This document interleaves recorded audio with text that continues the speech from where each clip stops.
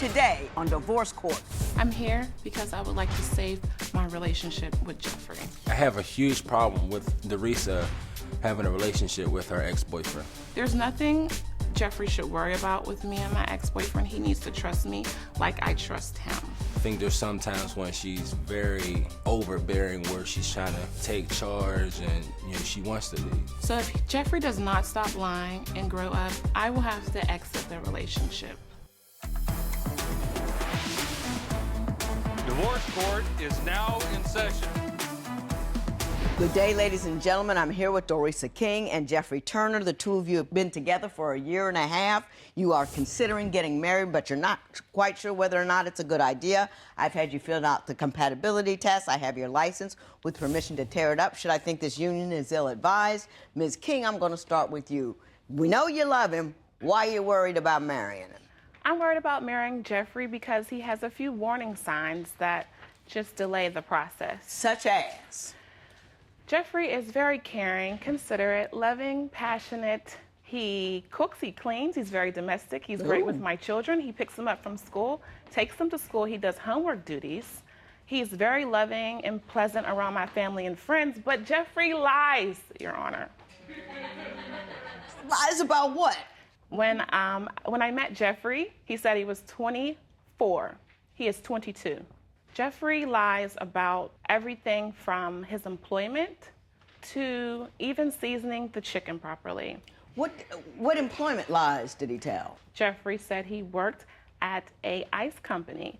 He would work from 11 to 6 in the morning, and he would come home complaining of his knees hurting. He's getting arthritis for being in a cold environment. His boss is hard on him. He makes him do more work than others. And I was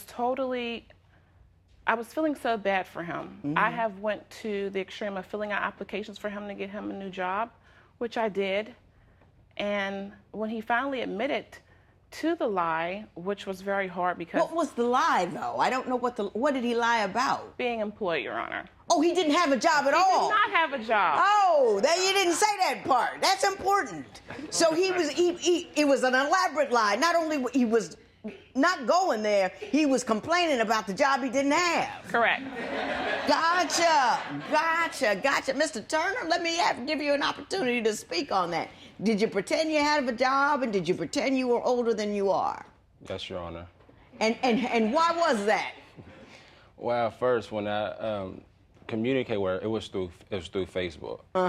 And I messaged her, and I told her I was 24, but I didn't want to tell her my real age because I thought if I told her my real age that she wouldn't even... She wouldn't bother with you. Yeah. Yeah, okay, I get that one. I told her I was 24, and then once we, continue to, talk, communicate, I started to tell her my real age. You fessed up, I get that. How about the job? The lie about the job, what was behind that? I was employed with the ice company, but it was I only worked there, it was 2 weeks. And why did you pretend you were still working when you weren't? Because I wanted to make it seem like I had a job. But don't you think at the end of 2 weeks and there's no check, the gig is up? Yes. The gig is up, you know what I mean? It kind of you didn't think that would all the way through to the end. You said chicken seasoning. He lied about chicken seasoning? Those are just small lies, Your Honor. Another big lie was he said he was a professional boxer. He was a prize boxer, Your Honor. He would bring medals to my home. They're still hanging up on my wall. He brought medals. Mr. Turner, did you lie about being a boxer? And did you bring her some medals that you really hadn't won? Where'd you get the medal from? My cousin won them, and he gave it to me. Tell me another whopper. Your Honor, the biggest lie, and it's heartbreaking. Jeffrey lied about a very close family member dying. He told you a close family member had died and he hadn't? How did you find out he wasn't dead? Well, first, Your Honor, I was very supportive. I'm like a chef. I'm a chef-nista. So I prepared a vegetable and fruit platter to take to the repast. The repast never happened. He said that there was a fight that broke out and we couldn't attend. There was no obituary. There was no RIP Facebook posts on any family member's page. For some reason, God gave me a sign, check the family member's page, Facebook page. It was very active and he was very much alive. Did you lie about a close family member dying? And if so, for what purpose? Yes, Your Honor. And at first, it was the close family member was admitted into the hospital and had a little disease, which was a part of cardiovascular disease. And I didn't think that, you know, he was gonna make it. So I told her that he was dead, that he passed away. Now wait a minute. Hold on. Somebody you love in your family is having a difficulty, and you say, I don't think he's gonna make it, so I'm gonna tell everybody he's dead. I mean, don't you think that's just like, you know, horrifying? Yes, Your Honor. Your Honor. Yes. May I? It was so believable because he said that the cardiovascular disease was hereditary and it was the same disease that his father had passed from, and they found him in the same position that they found his father. Tell me about the car accident. Jeffrey said he was in a car accident. He announced this on Facebook, so I responded to the post, and he responded in my inbox saying that he would like to talk to me. He told me that it was a very serious accident. He was injured with broken ribs and a mild concussion, and his two passengers were young girls, and they were critically injured. And none of that was true? Nothing was true, Your Honor. Mr. Turner, why lie about that? Your Honor, it was true. My cousin, we was going to go, he went to the bar with the two girls, and he wanted me to come with him. On our way back from the bar, he was taking the girls home. Him and the one girl was arguing, and he hit the guardrail coming around, getting ready to get on the parkway. And he got into the accident. But told her that my ribs wasn't broke, it was actually bruised. What about the girls? Were they critically injured? They wasn't critically injured. The girl that was in the passenger seat, she just hit her head off of the dash. Why would you do that? They were in For backseat. what purpose? Does it make you feel cool to tell a big story? I mean, is it an ego kind of thing? Like, wow, look what happened to me. What is it? I wasn't thinking. It's just like. Yeah, but this is not like a one-off. This is how you roll. You just tell big, elaborate lies. Are you at all worried that you do that? Yes, Your Honor. I don't believe it. I cannot trust anything he says on a daily, Your Honor. Does he lie to everybody? I mean, or is it just something he lies to you about? He lies to everyone. He's told everyone these stories. He lies to the pastor, he lies to his mother. Everyone has been exposed to his lies. They just don't know the truth. You can't stop, can you?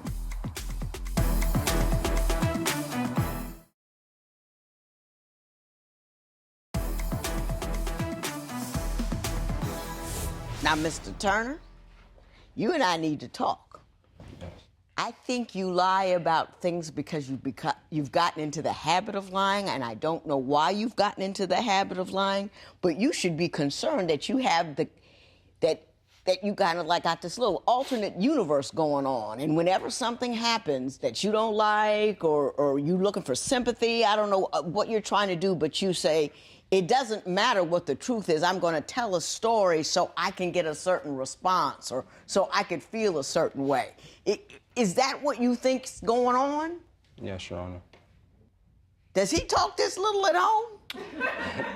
He does when the spotlight is on him and when he gets exposed to the truth. I cannot Why do you think he lies so much? I think he wants the attention. He wants to impress people. He wants their sympathy. I cannot trust anything he says on a daily, Your Honor, from seasoning my chicken with panko or making sure that the homework is turned in on Fridays. But recently, we were on our way to the gym. He just got a membership, and I wanted to start some swimming.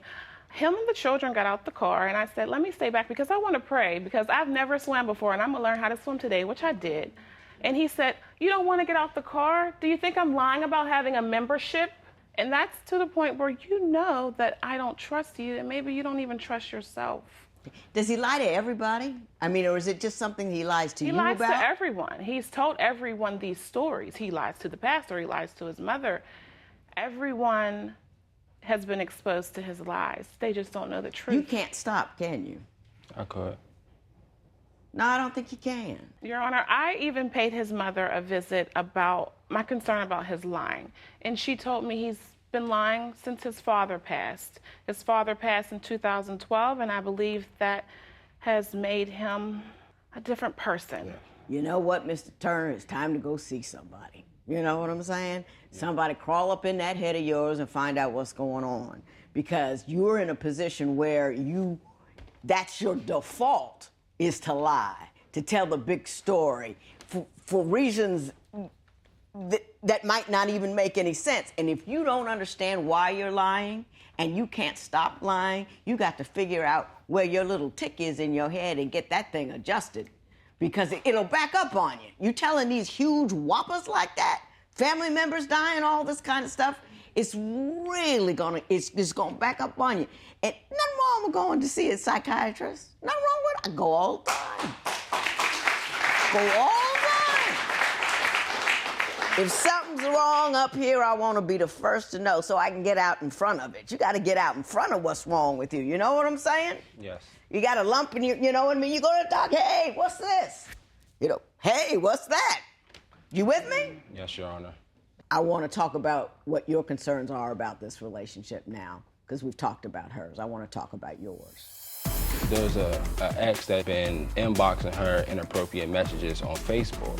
What kind of messages? What's he saying? Talking about how her face was that she was making when they was, having sex. I'm with you. I see where you're headed. Miss King, is that going on?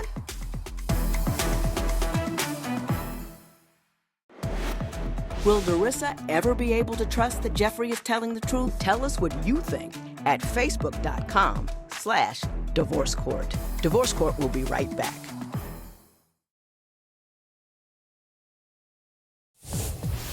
If you would like your case to be heard on Divorce Court, call us toll-free at 1-877-311-2222 or log on to our website at divorcecourt.com. Follow us on Facebook, Twitter, and Instagram at Divorce Court. What are your primary concerns about this relationship and what's impeding for the two of you from taking it to the next step? Your Honor, she's very popular on, social media, and she has a lot of friends, but there's a ex that she told me when we got into a relationship that she would continue to remain friends with her ex. And I said that's no problem because you had a life before you met me. Right. So have friends, go have fun. That's very mature. And the one ex, been inboxing her inappropriate messages on Facebook. What kind of messages? What is he saying? Talking about when they was together, how good the sex was and how her face was that she was making when they was, having sex. I'm with you. I see where you're headed. Ms. King, is that going on? Your Honor, there may have been some inappropriate messages, but I did not respond inappropriately. I've even told him, the ex-boyfriend, that I'm in a relationship. And he just gets upset because of the words he uses. He may say bae or babe, which I think is just like a normal flow that men say, but he may still have feelings for me. Bae or bae is one thing, but the kind of faces you make when you guys have sex, that's a whole nother matter. That's just wrong, rude, and tacky. Did you put him in check? I did. She said that she told him that she was in a relationship. And I feel like, okay, well, if you're in a relationship and you told me that you're in a relationship, there's a certain way that you should talk as friends, and shouldn't be a reason why you should text and bring up the sex when you was in a relationship. Oh, there's no doubt about it. Clearly inappropriate. I'm 100% on your side on that one. You should have just deleted it. Because he can't respect your relationship. He doesn't respect you. You should just, put a period on that one. Block him out. Don't do anything. You said in your compatibility test that your intended spouse was complaining, screaming, over-controlling, nagging. disrespectful. Why don't you tell me? All right, Your Honor, for example, I went and I bought a Xbox. So days that I'm off of work and for example, when I get off of work, I make sure the house is clean and my priorities is in line before I relax, lay down. So her thing is, it's for little boys. Every day she was complaining, and it was just every time she complained, it just gets me mad. So the one day she came in and she sat down and she said that she felt like the Xbox was getting in between our relationship. So that evening, I took and got rid of it. Because if you feel like this is hindering our relationship, then I'll get rid of it. So I went and got rid of the Xbox. Did he do that? Yes, he did, Your Honor. I complained once, and I don't think it was a complaint.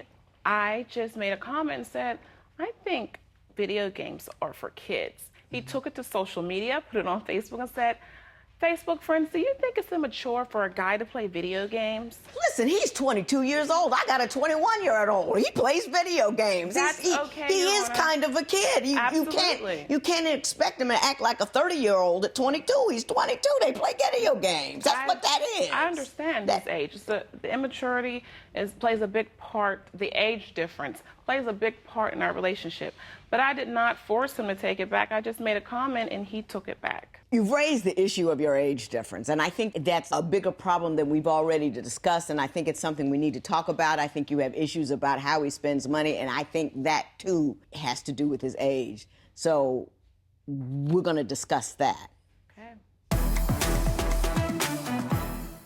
What is the most serious challenge facing Dorisa and Jeffrey's relationship? Share your opinion on Twitter and Instagram at Divorce Court.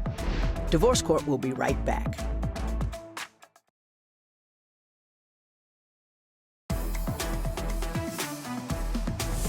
There is beauty in brevity. I want to say that. I want you guys to tell long stories. You need to tell short ones now. Ms. King, you say that he's irresponsible with money. Explain that to me. Jeffrey spends a lot of time on shopping apps or websites. He will buy anything from electronics to phones. And recently he bought a phone off of an app, $55. He went to get it activated. There was a $265 balance on there. So the phone was a waste of money and a waste of time. He recently left the phone in a friend's car, and the friend will not return the phone. Okay. I would ask you to defend yourself, Mr. Turner, but I'm going to do it for you, okay? Yeah, sure. All right. He's 22 years old. That's what 22-year-olds do. I got a 21-year-old at home now. That's exactly the kind of stuff those people do because they're in their early 20s. They're kids. They're big kids, and there's nothing wrong with it. And you can't be upset with him because he's acting his age. You can't put him in the role of he's my man, now he's got to mature up and take all these responsibilities on when he hasn't developed to that stage. So you can't get mad about who he is. He is who he is. You can get a little warm with him about the line about his age, and you can get warm with him about the other lies, but, don't even get warm. Get him help about that, because that's an issue. That's a problem he's got. He's got to fix that. It's a tech. There's something going on there. You guys have absolutely no business getting married because you're dissatisfied with his age. And if you're dissatisfied with his age, you'll always be dissatisfied because he can't become somebody he isn't overnight. Do you know what I'm saying? Help him get some help. Hang with him, be cool, see who he matures into, and if you're still in love with that guy, marry him. And you tackle your issues, do your thing, but don't feel like you're stuck on a trajectory if when you mature, that trajectory isn't what you want. Do you understand what I'm saying? Yes. You sure? Positive. I hope so. This matter is adjourned. Thank you, Your Honor.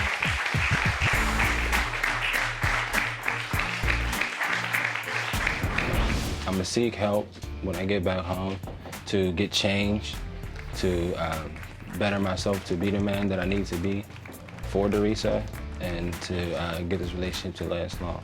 I will support him, get him the help that he needs, and if he shows no change in behavior, then I will leave him.